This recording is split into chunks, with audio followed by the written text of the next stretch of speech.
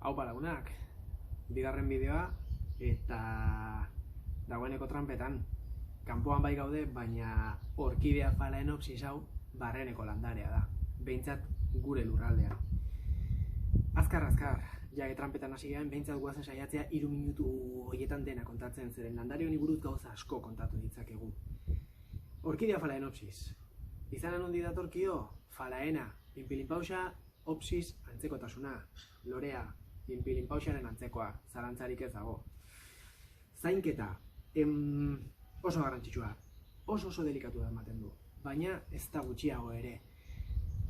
Argitasun ikaragarria behar du, etxe barrenean esan bezala, leiho batetik alik eta gertuen, eta argitasun handia, zuzenean eguzkiak eman gabe, baina argitasun handia. Ura, astean behin, ondo guzti, iturri azpian, balde baten barruan sartuta, baina saiatu ez uzten urarekin platerean egunetan zehar, orduetan zehar, hori etzaio bat ere gustatzen.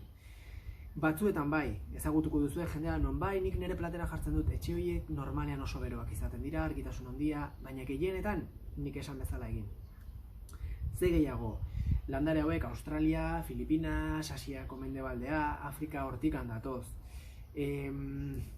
Lurra transplanteetarako oso garrantzitsua, beti orkideen lurra, berez ez da lurra ere, landare epifitoak dira, zuhaitzei engantxatuak bizi dira, beraien enborretan. Euria egiten duenean, enborra busti egiten da, landarearen sustraiak hor itxatxiak daude, eta hortikan jasotzen duten lurrarekin nahiko eta soberan.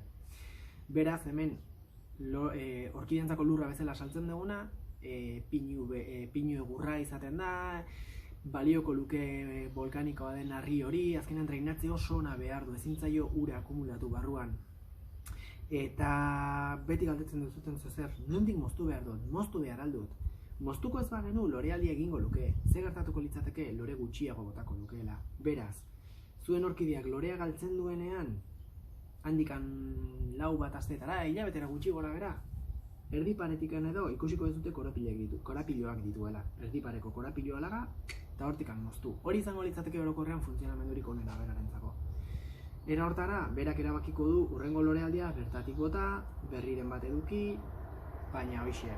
Urean ez dugu esan zenbatean behin, astean behin nahikoa, lorea galtzen duenean, 15ean behin ere nahikoa izango litzateke. Beste aukera bat, pulverizadoreak erabiltzen balima dituzute ura botatzeko. Azkenean, era hortara 2-3 egunetan behin, pulverizatu pixkatxo bat eta nahikoa, eta soberan. Eta hementxe, hoxe da gure landare erregina, loreendako erregina dudari gabe. Orkidea phalaenopsis. Edozein zalantza, edozein gauza, fitxa lagatzen dizuet eta komentarioetan daga nahi duzutena.